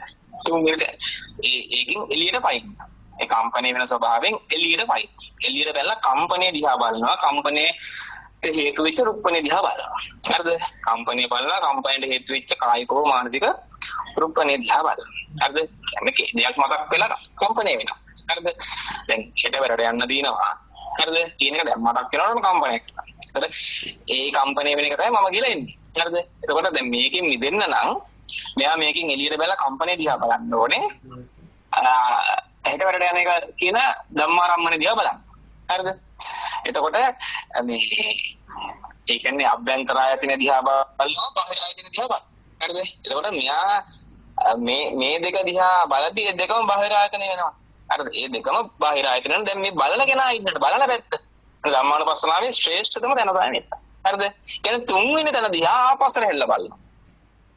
දැන් Tamanට හොඳට තේරුම් ගන්න මේක. කේන්ති කියව කාත් එක්ක හරි කවුරු ඉස්සරහා බයිනවා. හරිද? වලිද්ද මෙහෙ කේන්ති යනවා. දැන් කේන්තියට අහු වෙලා බැනුම් අහනවද කියන තැන එතනින් මිදෙන්න එන එක තමයි ශ්‍රද්ධාව. හොඳේ. ඒතර ශ්‍රද්ධාව ආව ගමන් මොකද වෙන්නේ? මෙයා පයින් තුන්වෙනි තැනට. ශ්‍රද්ධාව මුල්ලින් යන්නේ ඒක. හරිද? එයාට එනවටක් ගාලා හුරුවෙන් ඒ ශ්‍රද්ධාවෙන් එන්නේම හුරුවෙන්. හොඳේ. හරිද? ශ්‍රද්ධාවෙන් මේක දැන් මේ බැනුම් අහගෙන යනකොටම තුන්වෙනි තැනකට පැනෙන්න හිතෙනවා. ඒ කියන්නේ ප්‍රඥාවට ඉඩ අරන් දෙනවා ශ්‍රද්ධාව. අන්න පැන්න තුන්වෙනි තැනට ගිහිල්ලා දැන් මොකද කරන්නේ? මෙයා මේක දිහා බලන් ඉන්නවා. හරිද? මේක දිහා බලන් ඉන්නකොට එයාට කේන්තිය කියලා එන එක ධර්මතාවය. හරිද? ඒ කියන්නේ අර ආවරණ වෙච්ච ධර්මතාවය ව්‍යාපාදයේ පේනවා. හරිද? ව්‍යාපාදයේ පේනවා, අභ්‍යන්තර ආයතනයේ පේනවා, එතන ස්කන්ධ පංචකය පේනවා. හරිද? ස්කන්ධ පංචකය පේනවා, අභ්‍යන්තර ආයතනය පේනවා, බාහිර ආයතනත් පේනවා. බයින එක. හරිද? සද්දෙනේ දැන්. සද්ද තමයි බාහිර ආයතනෙ. හරිද? සද්දෙත් එක්ක හැදෙන අන හතුරෙක් බයින හතුරා. හරිද? හතුරා මෙතන බැනුම් අහන මම මේ හතුරා බයින මම මෙතන. හරිද? ඔය දෙක දිහා බලන තුන්වෙනි තැන තියෙනවනේ. හරිද? දැන් තුන්වෙනි තැන ඉන්නේ. තුන්වෙනි තැනට ආවා කියන්නේ ඔන්න දැන් මෙයාගේ බොජ්ජංග ධර්ම ටික තමයි වැඩ කරන්නේ. හරිද? බොජ්ජංග ධර්ම තමයි වැඩ කරන්නේ. කවුද බොජ්ජංග ධර්ම? හරිද? මේ බොජ්ජංග ධර්ම කියන්නේ සප්ත බොජ්ජංග තියෙනවනේ. හරිද?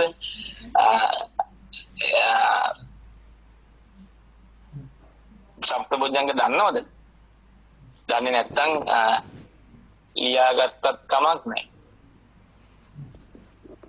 ලියා ගන්න මෙහෙම බොජ්ජංග ටික දන්නේ නැති කෙනෙක් ඉන්නවා නම් පළවෙනි බොජ්ජංගය තමයි ධම්මවිචේ සම්පොජ්ජංගය. හරිද? දෙවෙනි එක තමයි වීර්ය සම්පොජ්ජංගය.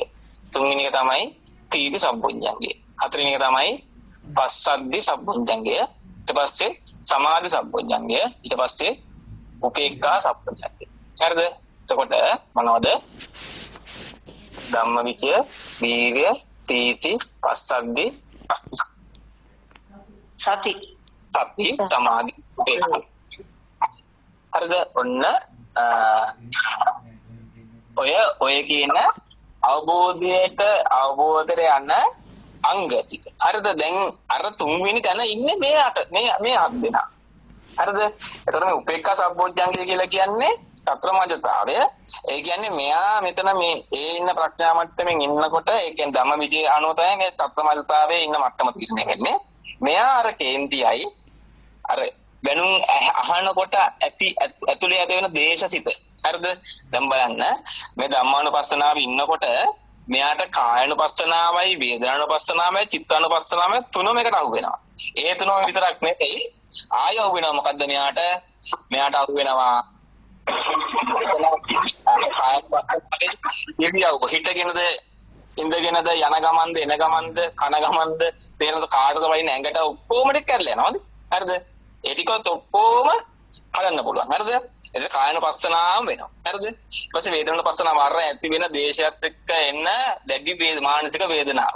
හරිද? ඒ වේදනාව අර වචනයක් ගන්න වේදනාවේ වේදනාව. හරිද? වේදනාව අර සද්දෙන් එන නියම වේදනාව බැනුමෙන් එන වේදනාවකටපත් වෙන්නේ කොහොමද? හරිද? එතකොට ඒක එතන එන දේශ චිත්තය. හරිද? ඊට පස්සේ ව්‍යාපාද කියන ආවරණ නීවරණ ධර්ම. හරිද? එතන ව්‍යාපාදෙට එන්නේ උද්දච්චයට ගිය හින්දා. හරිද? උද්දච්ච කුක්කුච්චයට ගිය හින්දා. හරිද? එතකොට ඊට පස්සේ මෙතන ස්කන්ධ පංච උපාදාන ස්කන්ධයක් අරගෙන ඒක දෙකට බෙදාගෙන තිනවා. අභ්‍යන්තර ආයතනය එතන අර උඩ තියෙන ටික කොහොම දකිනවා මේ තුන්වෙනි තැනේදී. ධම්මානුපස්සනාවේ. හරිද? එතකොට මෙයා ඉන්නේ කොතනද? බොජ්ජංග සම්මර්ෂණය. ඒ ඇති වෙන ඒ ආපස්සට බලනවා. ඒ කියන්නේ දැන් අර දුකෙන් කම්පණයෙන් මිදිලා හරිද? දැන් බැනුමෙන් එළියට ආවට පස්සේ මෙයා බැනුම් වහන කෙනා වෙන්නේ නැහැ නැවත. හරිද? දැන් මෙයා එක දිහා බලන් ඉන්න කෙනා. ඒ බලන් ඉන්න කෙනා දිහා බැලුම ආපස්ස බලද්දි මොකකද බලන් ඉන්නේ? ධම්ම විචේ තමයි බලන් ඉන්නේ. තීතිය තමයි බලන් ඉන්නේ. තේරුණාද? බලන් ඉන්න කෙනෙක්වත් නැහැ. හරිද? බොජ්ජංග සම්පස්ස. හරිද? බොජ්ජංග පබ්බේ. හරිද? ඊට පස්සේ මේක තව දිගයි ගොඩාක් දිගට තියෙනවා මෙතන ඉහාටත්. හරිද? මේ අවසානයේදී මේක නැවතත් චතුරාර්ය සත්‍යයට ගිහිලා ඒ කියන්නේ මේකේ මේ සක්කාය දිට්ඨිය පිහිටන තැන් 9ක් තියෙනවා. හරිද? මේ 9 නැවත ඒ කියන්නේ ඇහැයි රූපය චක්කු විඥානය චක්කු සම්පස්සය චක්කු සම්පස්සජ වේදනාවයි රූප තණ්හාවයි මේ විතරකයයි ਵਿਚාරයයි කියලා මේ විදිහට මෙන්න මේ තැන් ටික නැවතත් බලන්න. හරිද? උර ධම්මානුපස්සනාව කියලා කියන්නේ මේ ඒ ටිකට යන්න මේ අර පබ්බ මට්ටමින් අතන බොජ්ජංග ඊට පස්සේ මේ බොජ්ජංග මට්ටමට තේරුම් ගත්ත නැති. හරිද? ඒතරම් මේ වැඩිදුර යන්න ඕනේ නැහැ. ඒ කියන්නේ ධම්මානුපස්සනාවයි කරන්නේ. හරිද? ධම්මානුපස්සනාවයි කරන්නේ මොකක් හරි අවස්ථාවකදී.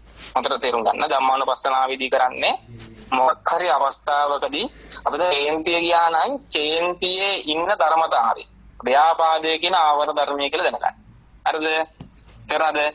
එතනින් එළියට එන්න ඕනේ. එතනින් එළියට පැන්නට පස්සේ එන්නේ කවුද ඉස්සරහට? ඉස්සරහට එන්නේ එක්ක පංච ඉන්ද්‍රිය ධර්ම පංච බල ධර්ම අවිවාහගියලා බොජ්ජංග ධර්මතාරික තමයි බලන්න. හරිද? අන්තිමට මේක දිහා බලන් ඉන්නේ. හරිද? දිහාම ආර්ය මාර්ග. හරිද? සම්මා දිට්ඨි සංකප්ප වාචා කම්මන්ත ආජීව කියන මේ ආර්ය මාර්ගය යට තියෙනවා. හරිද? තේරුණාද? ඔන්න ඔතනින් තමයි මේක නමති. හරිද? තමයි මේ සතිපට්ඨාන සූත්‍රයේ මහා සතිපට්ඨාන සූත්‍රය සැකස්ම තියෙන්නේ. හරිද? මේක ඇතුලේ මිශ්‍ර දේවල් මොකුත් නැහැ. ඒකයි බුදුහාමුදුරුවෝ මේ සීගනාදේ කරන්නේ මේකේ. ඒකයන්න් අයමග්ගෝ සත්තානං විසුද්ධියා කියලා. හරිද? ඒකම මාර්ගය කියලා. දැන් මේ අහන් ඉන්න හැමෝටම තේරෙන්නේ නැති මේක සූත්‍ර ධර්මතාවයක් හරියට විග්‍රහ කරගත්තොත් මේ සම්පූර්ණ මාර්ගයම මම මේක මේ විග්‍රහ කරේ නෑ ඔක්කොම හොඳේ. මම නිකන් මේ සැකස්ම ගැන පැහැදිලි කිරීමක් කරා විතරයි. හරිද? ඒ සැකස්ම ගැන පැහැදිලි කරද්දී සාම්ප්‍රදායික පැහැදිලි කිරීමට යන්නේ නැතුව එතනින් එහාට ගිහිල්ලා මේ නියම විදිහට අපි කතා කරන තැනක් තියෙනවනේ. අපි කතා කරන න්‍යායක් තියෙනවනේ. ඒ න්‍යායට එකඟව කොහොමද මේ සතිපට්ඨාන සූත්‍රය විග්‍රහ වෙන්නේ කියන්නේ. හරිද? එතකොට කය පිරිසිදු දකින්න, රූප පිරිසිදු දකින්න, වේදනා පිරිසිදු දකින්න. හරිද? සිත පිරිසිදු දකින්න. මේකේ හටගන්න ධර්මතාවටික පිරිසිදු දකින්න. කියනත් ආකාරයෙන් ස්කන්ධ පංචකයෙන් පිරිසිදු දකින්න. ආයතන 12න් පිරිසිදු දකින්න. නීවරණ ධර්මතාවටික පිරිසිදු දකින්න. බොජ්ජංග ධර්මතාවටික පිරිසිදු දකින්න. මාර්ගයේ පිරිසිදු. හරිද? එතකොට මෙන්න මේ ක්‍රමය තුලින් කිසිම තැනක මම කියන ප්‍රපංචය හිටින්නේ නැති වෙන්න මානසිකාරය කිරීමක් තමයි කරන්නේ. ඕකට අපිට දාගන්න පුළුවන් යෝනිසෝ මානසිකාරය කියලා. හරිද? හැදෙන විදිහ, ලෝකයේ හැදෙන විදිහ බලන්න. ඒක පොතනක හරි මම ඉන්නවා නම් එතන ලෝකෙ තියෙනවා. දැන් උදාහරණයක් විතර ගන්නකො දැන් අර ධම්මානුපස්සන තුන්වෙනි තැනට මැනලා තුන්වෙනි තැනත් හරිද? තුන්වෙනි තැන දැන් යෝනිසෝ මානසිකාරය කරනවා දැන් මෙයා. හරිද? තාම රහත් නැහැ. අරහතට ගිහලා නැහැ. පෘථග්ජනත් නැහැ කියලා දන්නකො. හරිද? පෘථග්ජනත් නැහැ. ශේක පුද්ගලෙක් කියන්න ශේක පුද්ගලෙක් වුණත් ඒ කියන්නේ ශේක පුද්ගලයෝ කියලා කියන්නේ අපි සෝවාන් මාර්ගයේ ඉඳන් මේ අනාගාමී ඵල චිත්තර යනකම් කට්ටිය. මේ අරහත් මාර්ග චිත්තර යනකම් කට්ටිය. 7 දෙනා. හරිද? ඔය 7 දෙනාට කියන ශේක පුද්ගලයා 7 දෙනා. ඒකට මේ ශේක ස්වභාවයක උනා. ඒ ශේක ස්වභාවයේදී දැන් මෙහා අර ආයතන දෙක බලනවා දෙපැත්ත. හරිද? තුන්වෙනි තැන ඉඳන්. එතකොට ඒ පැත්තේ තියෙන්නේ එතනත් මම හිටිනවා. හරිද? එතන විතරක් නෙමෙයි ඇත්තටම කියනවනම් මූලපරය සූත්‍රයත් එක්ක ආයෙ නැවත විග්‍රහ කරලා බලද්දී නිවනත් මම කියලා රැවටෙනවා. එතනනුත් පැනලා යන්න ඕනේ. එතනත් කඩා ගන්නවා. මේක ලේසි වැඩක් නෙමෙයි. හැබැයි කරන්න බැරි වැඩකුත් නෙමෙයි. කළ යුතුම වැඩක්. කර නැත්තම් ලොකු දඬුවමක් දෙදින්න වෙන වැරද්දක්. මේ ලෝකේ ඉන්නවා කියන්නේ. හොඳේ? දැන් බලන්න මොකක් හරි විදිහකින් අපි මේ පටන් ගත්ත දැන ඉඳන් කතා කරේ අරගෙන යන්නේ මම කියලා මේ බණ අහන්නේ ඇඟත් එක්ක මම කියන සංඥාවෙන් හරිද කන මම කරගෙන මොකක් හරි විදිහට මේක මායාවක් මේ මායාවේ රැවටෙන එකේ තියෙන පාඩුව තමයි අනන්ත වෙච්ච දුක්ඛන්තරාවක් පුරුම වෙන එක මේ පොඩ්ඩ රැවටිච්ච ගමන් ලොකු දුක් ටිකකට මාර්ගය හැදෙන වෙතනි හරි අම්ම එතකොට මේ ඒ දෙක තේරුණා චිත්තානුපස්සනාවයි ධම්මානුපස්සනාවයි මොකක්ද කියන තේරුණා ධම්මඩද තේරුණා පුතා